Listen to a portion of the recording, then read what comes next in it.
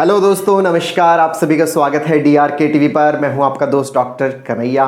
दोस्तों, मैं आप सभी के बीच में एक नए वीडियो के साथ, CBT के एक नए प्रैक्टिस वीडियो के साथ, ये चौथा पार्ट है जो मैं आप लोगों के साथ शेयर कर रहा हूं, घर पे प्रैक्टिस कैसे करें। दोस्तों, ये इस वीडियो के अंदर जो मैंने एग्जाम्पल लिया है, दरअसल ये पैनिक डिसऑर्डर से रिलेटेड मैंने एग्जाम्पल लिया है। पैनिक डिसऑर्डर के अंदर हमारे दिमाग के अंदर कोई एक बिलीफ सेट हो जाता है, चाहे वो हार्ट अटैक से जुड़ा हुआ हो, चाहे वो कैंसर से जुड़ा हुआ हो, चाहे वो एड्स से जुड़ा हुआ हो, चाहे कोई ऐसी घटना से जुड़ा हुआ हो, या ऐसे लग रहा हो कि भाई मुझे कुछ ऐसी बीमारी हो जाएगी जिससे मैं ओवरकम नहीं हो पाऊंगा, या फिर जिसकी वजह से कुछ अजीब सा हो जाएगा मेरे साथ, मुझे नहीं पता, लेकिन कुछ गंभीर ऐसी स्थिति आ जाएगी जिससे हो सकता है मेरा जीवन भी खत्म हो जाए और उसके बाद मेरी फैमिली के ऊपर क्या होगा। इस तरह का एक बिलीफ जुड़ जाता है पैनिक डिसऑर्डर के अंदर। तो मैंने जो आज जो एग्जांपल लिया है CBT के अंदर, वो लिया है हार्ट अटैक से जुड़ा हुआ एक एग्जांपल लिया है। किस तरह से इस बिलीफ को हटाना है, उसी के ऊपर ये पूरा प्रैक्टिस सेशन है। दोस्तों, अगर आप पैनिक डिसऑर्डर से या एंजाइटी से आप परेशान हैं और आप CBT की प्रैक्टिस बहुत अच्छे से सीखना चाहते हैं, तो दोस्तों आप जो मेरे CBT के जो पहले वीडियोस हैं, जो फर्स्ट सेकंड थर्ड, वो पार्ट बहुत अच्छे से देखें और फिर इस चौथे पार्ट को समझने का प्रयास करें। तो दोस्तों, मैंने इस बोर्ड के ऊपर 5 कॉलम्स बनाए हैं। उन कॉलम्स के अंदर आपको दिखाई दे रहे होंगे, यहाँ पे मैंने A लिखा है, इसके बाद B लिखा है, इसके बाद C लिखा है, इसके बाद D लिखा है और उसके बाद E लिखा है। इन A, B, C, D और E ये एक CBT का फॉर्म होता है। इस फॉर्म के थ्रू हम एक्सरसाइज करते हैं अपने बिलीफ को बदलने की। अपने बिलीफ को बदलने की एक्सरसाइज है वो इसी फॉर्म के होते हुए ही गुजरती है। तो दोस्तों, मैं एक बार समझा देता हूं कि A का मतलब क्या है। A का मतलब एक्टिवेटिंग इवेंट। आप में से बहुत सारे लोगों को पता होगा, और जो पहली बार देख रहे हैं उनके लिए है ये, और वो चाहे तो पुराने वीडियोस भी देख सकते हैं। A का मतलब एक्टिवेटिंग इवेंट, कोई ऐसी घटना जिसके बाद हमारे दिमाग के अंदर एक बिलीफ जो स्टार्ट होता है, हमारे दिमाग के अंदर जो थॉट स्टार्ट होता है। हर घटना से जुड़ा हुआ एक थॉट है हमारे दिमाग पे, और ये हमने बचपन से सीख रखा है। लगातार हम सीख रहे हैं, हमारे आसपास जितनी भी घटनाएं हो रही हैं, उन घटनाओं से जुड़े हुए बिलीफ्स हैं, उन घटनाओं से जुड़े हुए जो विचार है, वो लगातार हम लोग सीख रहे हैं। और इस बिलीफ के बाद कॉन्सिक्वेंसेस क्या आते हैं? Consequences in the sense of हमें क्या इमोशनल फील होगा, हमारा बिहेवियर कैसा होगा, और उसके साथ जुड़ा हुआ कोई भी फिजिकल सिम्टम, कुछ भी हो सकता है। चेस्ट पेन हो गया, या ब्रीदिंग डिफिकल्टी हो गई, या हेडेक हो गया, या फिर शरीर का भारीपन, या फिर शरीर के अंदर कोई ऐसे ही सूनापन सा आना, चक्कर से आना, कुछ भी फिजिकल सिम्टम्स इसके साथ जुड़ा हुआ हो सकता है।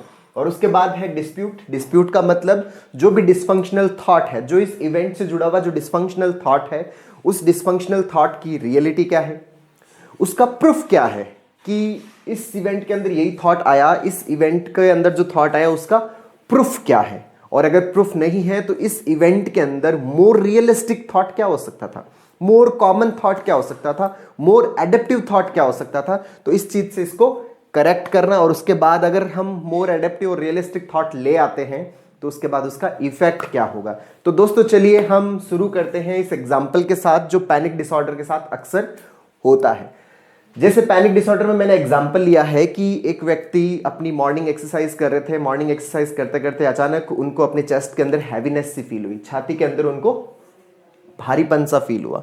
अब जैसे छाती के अंदर भारीपन सा फील हुआ तो उनके दिमाग में ये थॉट आया कि हार्ट अटैक में छाती में दर्द होता है, हार्ट अटैक में छाती में दर्द होता है, और मेरे छाती में दर्द हो रहा है, इसका मतलब मुझे हार्ट अटैक आ रहा है।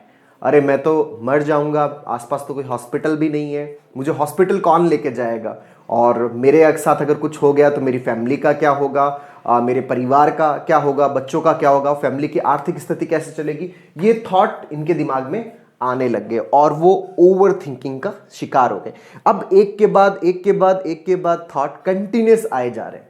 दोस्तों, हमारा ब्रेन का जो रिएक्टिव पार्ट है वो स्टार्ट हो गया, रिलैक्स पार्ट है वो स्टॉप, और रिएक्टिव मोड है वो स्टार्ट हो गया। रिएक्टिव मोड के अंदर कंटिन्यूअसली थॉट आते रहते हैं, इतने खतरनाक से थॉट्स आते हैं, हम चाह कर भी उनको रोक नहीं पाते। और इन थॉट को लेकर जब हम किसी एग्जामिनर या किसी पर्सन को बताते हैं तो वो अक्सर हमें इस तरह की सलाह देते हैं कि आप ऐसा सोचो ही मत, आप इन चीजों के ऊपर ध्यान क्यों देते हो, आप नेगेटिव मत सोचो, आप पॉजिटिव सोचो। दोस्तों, यहां पर ये चीज समझना बहुत ज्यादा जरूरी है कि ये जो थॉट्स आ रहे हैं, चाहे वो नेगेटिव थॉट्स आ रहे हैं, हार्ट अटैक से रिलेटेड थॉट्स आ रहे हैं, खुद की डेथ से रिलेटेड थॉट्स आ रहे हैं, अपनी फैमिली की इनसिक्योरिटी से रिलेटेड थॉट्स आ रहे हैं, खुद की इनसिक्योरिटी या फिर अपनी जो सोशल लाइफ, अपनी फैमिली लाइफ है, अपने बच्चों को लेकर जो भी इनसिक्योर थॉट्स आ रहे हैं, ये थॉट्स हम सोचना नहीं चाहते हैं।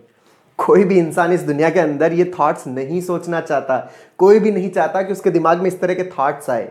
हर इंसान इस प्रकार के थॉट से फ्री रहना चाहता है। हर इंसान अपने दिमागी तौर पर अपने आप को मुक्त रखना चाहता है। कोई भी इंसान ओवर थिंकिंग का शिकार नहीं होना चाहता। ये जो नेगेटिव थॉट्स है वो ऑटोमेटिक है, वो चाहकर नहीं सोचता। वो नहीं चाहता कि उसके दिमाग में ये नेगेटिव थॉट्स आए, पर ये थॉट्स ऑटोमेटिक आते हैं। क्यों? क्योंकि हमारा बिलीफ बना हुआ होता है। ये जो थॉट्स है ये ऑटोमेटिक होते हैं, तो वो चाहकर इन थॉट्स को कंट्रोल नहीं कर पाता। और ये जो बिलीफ वाले थॉट्स ऑटोमेटिक क्यों होते हैं, इसका जवाब आपको न्यूरोप्लास्टिसिटी और जो अपने आप विचार कैसे बनते हैं उसके अंदर मिलेगा। क्यों? क्योंकि इस बिलीफ से रिलेटेड हमारे ब्रेन के अंदर न्यूरोनल पैटर्न्स बने हुए हैं। न्यूरोनल पैटर्न्स जब तक बने हुए हैं तो ये न्यूरोनल पैटर्न्स ऑटोमेटिक ही इस सिचुएशन के अंदर ऑटोमेटिक हमारे दिमाग के अंदर थॉट्स पैदा कर देते हैं। हम नहीं चाहते, हमारा ब्रेन रिएक्टिव मोड में चला जाता है और ऑटोमेटिक थॉट्स स्टार्ट हो जाते हैं और हम ओवर थिंकिंग का शिकार हो जाते हैं। जैसे कि के साथ हुआ कि इनके दिमाग में ऑटोमेटिक हार्ट अटैक के थॉट्स आने लग गए, फिर खुद की डेथ को लेके थॉट्स आने लग गए, अपनी फैमिली की, अपने बच्चों की और जो फ्यूचर की लाइफ है उसको लेके कंटिन्यूस थॉट्स आने लग गए। तो दोस्तों जब ये थॉट्स आते हैं इस तरह के, तो इन थॉट्स के बाद जो कॉन्सिक्वेंसेज हुए, कॉन्सिक्वेंस क्या हुआ, उनको बहुत ज़्यादा घबराहट होने लग गई। जब उनको बहुत ज़्यादा घबराहट होने लग गई, दिमाग के अंदर हार्ट अटैक के थॉट्स, मरने के थॉट्स, तो मरने का एहसास होने लग गया। उनको ऐसे लगने लग गया जैसे अब सब कुछ खत्म हो जाएगा। अकेलापन सा फील होने लग गया, बहुत ज़्यादा भारीपन सा फील होने लग गया, चेस्ट के अंदर हैवीनेस सी फील होने लग गई, सब कुछ अंधेरे सा दिखने लग गया, आंखों के आगे चक्कर सा आने लग गया। और उसके बाद बहुत ज़्यादा होपलेस, हेल्पलेसनेस सी उनके अंदर फील होने लग गई और सांस के अंदर दिक्कत सी होने लगी। ऐसा लग रहा है जैसे सांस खींच खींच के लेना पड़ रहा है। सांस जो है, आसपास जो एनवायरनमेंट के अंदर जो ऑक्सीजन है वो कम हो गई है और उनको खींच खींच के सांस लेना पड़ रहा है। इस तरह की उनके अंदर फीलिंग्स आने लग गई। तो उसके बाद उनका जो बिहेवियर और क्या रहा कि अब उनको बहुत ज़्यादा घबराहट हो रही है, बहुत ज़्यादा बेचैनी हो रही है और मन के अंदर जो मरने का जो डर है वो सता रहा है। तो अब इसके लिए वो फटाक से डॉक्टर के पास जाते हैं, या फिर डॉक्टर अवेलेबल नहीं है तो उसको डॉक्टर को कॉल करते। डॉक्टर के पास जाने के बाद में डॉक्टर उनके जब इन्वेस्टिगेशंस करवाता तब उनको थोड़ा सा रिलीफ फील होता है। तो दोस्तों ये हमारा बिहेवियर रहता है और इसके साथ में मैंने फिजिकल सिम्टम्स भी बताए और फीलिंग्स भी बताई। तो दोस्तों ये है कॉन्सिक्वेंस इस थॉट का। इस बिलीफ के बाद जो भी कॉन्सिक्वेंस है वो ये वाला है। अब हम बात करते हैं डिस्प्यूट के ऊपर।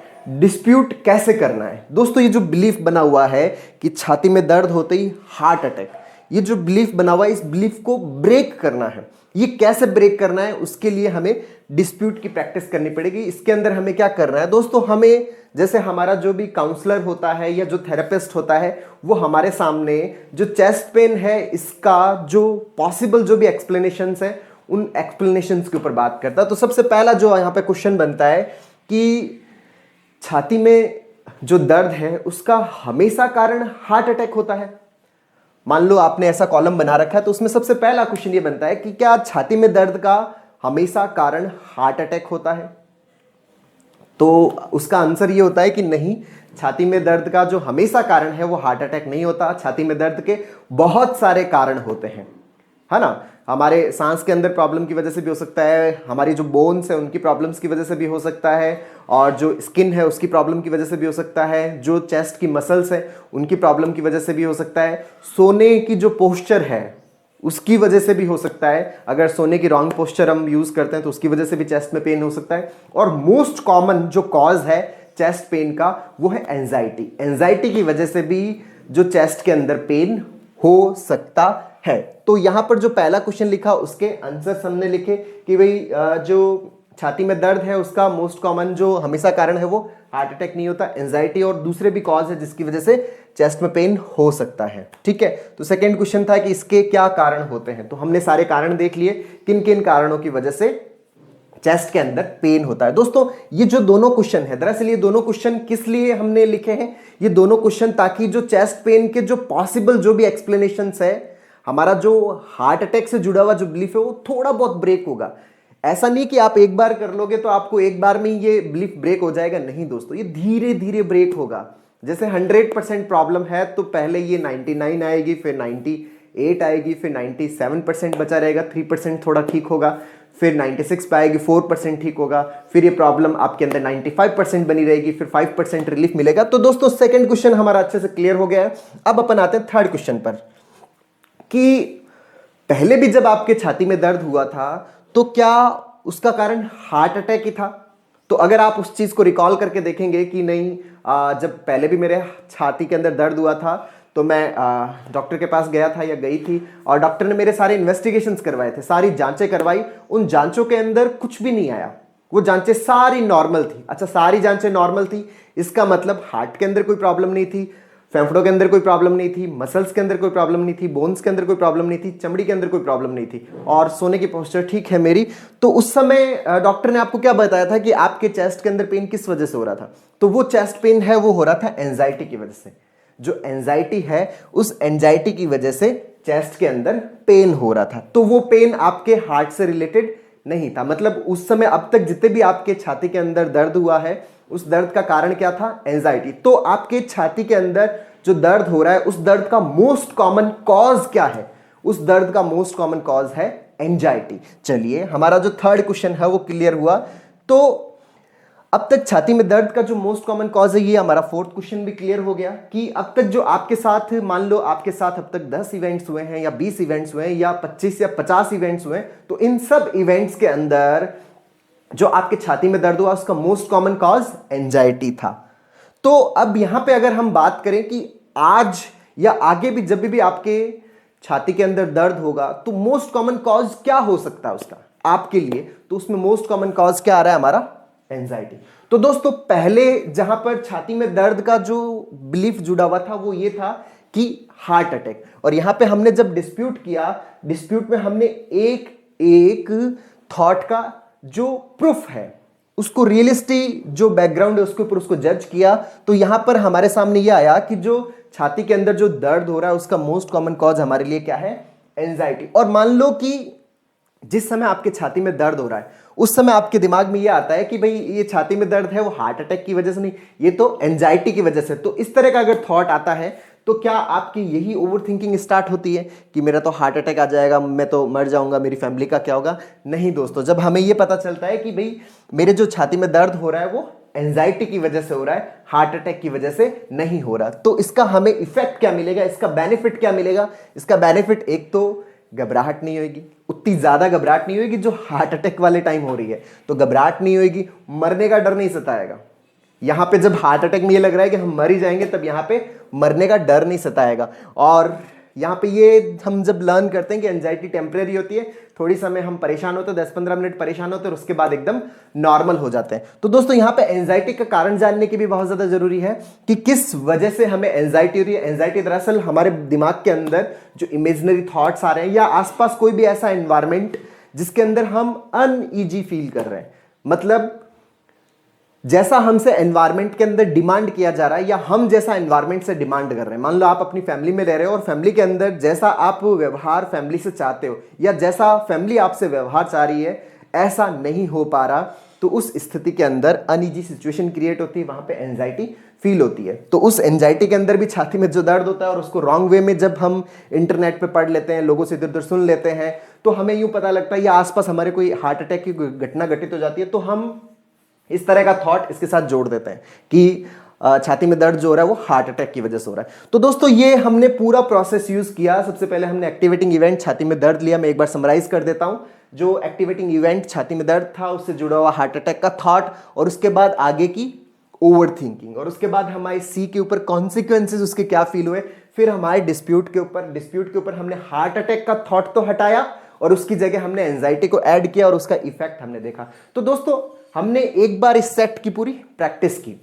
दोस्तों एक बार की जब आप प्रैक्टिस करोगे तो आपके ब्रेन के अंदर एक न्यूरोनल पैटर्न बनेगा। अगर मैं नेगेटिव पैटर्न को ट्रायंगल रूप में दिखा रहा हूं और पॉजिटिव पैटर्न को मैं अगर स्क्वायर फॉर्म में दिखाऊं, अगर हम नेगेटिव पैटर्न्स को ट्रायंगल के रूप में समझे और जो पॉजिटिव पैटर्न है उसको स्क्वायर फॉर्म में देखें, तो दोस्तों हमने जो हार्ट अटैक का थॉट है, मान लो पिछले 1 साल से आप पैनिक डिसऑर्डर से परेशान हो और हर दिन आपके अंदर कम से कम 2 या 3 बार आपके अंदर ये थॉट आया है, हर दिन मान लो आपके अंदर कम से कम 2 बार ये थॉट आया, तो इस थॉट की प्रैक्टिस कितने टाइम हुआ है? इस थॉट की प्रैक्टिस हुई है 365 मल्टीप्लाई बाई 2।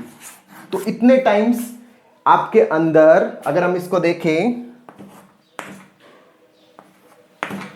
मतलब 730 टाइम्स आपके अंदर इस थॉट की प्रैक्टिस हुई है। ये जो हार्ट अटैक चेस्ट पेन से जुड़ा हुआ है, इस थॉट की प्रैक्टिस हुई है 730 बार। तो यहां पर अगर हम एक बार प्रैक्टिस पर हम यूं मानते हैं कि एक न्यूरोनल ट्रायंगल बनता है, एक न्यूरोनल पैटर्न बनता है, तो 730 बार जब प्रैक्टिस करते हो तो कितने बनेंगे? 730 बनेंगे। दोस्तों इतने सारे नेगेटिव न्यूरोनल पैटर्न्स बने हुए हैं, इतना ज्यादा बहुमत है, और हम एक बार जब प्रैक्टिस करते हैं हमें यूं लगता है हम एक बार में ठीक हो जाएंगे। नहीं दोस्तों, जब तक आप इन 730 को ओवरकम नहीं कर लोगे, जब तक यहां पर 730 स्क्वायर नहीं बन जाते, तब तक तो ये बराबर आएगा। मतलब जो नेगेटिव और पॉजिटिव है उस समय तक बराबर आएगा। और अगर हम चाहते हैं कि हमारे दिमाग में पॉजिटिव हावी हो तो हमारे अंदर स्क्वायर्स और ज्यादा होने चाहिए। जब ये स्क्वायर 730 से ज्यादा हो जाएंगे तो ऑटोमेटिक आपके जब चेस्ट में पेन होगा, आपके दिमाग में यही आएगा कि ये जो चेस्ट में पेन है हो सकता है ये एंजाइटी की वजह से हुआ हो या फिर सोने की पोस्चर की वजह से हुआ हो। तो ये ऑटोमेटिक थॉट हमारे दिमाग में आएगा। पर ये कब आएगा? जब हमारी प्रैक्टिस होगी। आप दिन में मान लो एक बार इस सेट की प्रैक्टिस करते हो तो 730 बनाने में आपको 2 साल लग जाएंगे, और अगर आप दिन में 2 बार इसकी प्रैक्टिस करते हो तो 730 बनाने में आपको 1 साल लग जाएगा, और दिन में अगर आप 4 बार इसकी प्रैक्टिस करते हो तो 730 बनाने में आपको 6 महीने लगेंगे। तो दोस्तों इसी आधार पर इसकी ड्यूरेशन निकाली जाती है, और दिन में आपके ये जब भी इवेंट आता है, जब भी ये एपिसोड आता है, उस समय आपको इसकी प्रैक्टिस करनी है। अगर आपके दिन में एक बार इस तरह का इवेंट आता है तो एक बार प्रैक्टिस करनी है, 2 बार आता है तो 2 बार इस कॉलम की प्रैक्टिस करनी है, 4 बार आता है तो 4 बार इसकी प्रैक्टिस करनी है, और 4 बार प्रैक्टिस करोगे तो जल्दी दोस्तों आपको इस चीज से रिलीफ मिलेगा। आपके अंदर एक नया बिलीफ इंस्टॉल हो जाएगा। दोस्तों आप सभी मुझसे ये प्रश्न पूछते रहते हैं कि सर बिलीफ सिस्टम को कैसे बदले। तो दोस्तों ये बिलीफ सिस्टम को बदलने का प्रैक्टिकल वे है। इस प्रैक्टिकल वे को अगर हम यूज करेंगे तो हम हमारे विचारों को बदल सकते हैं, हम हमारे बिलीफ सिस्टम को हमेशा के लिए चेंज कर सकते हैं और उस डायरेक्शन में ले जा सकते हैं जैसा हम हमारे जीवन को देखना चाहते हैं, जैसा हम हमारा जीवन चाहते हैं। तो दोस्तों इस चीज की बहुत अच्छे से प्रैक्टिस करें।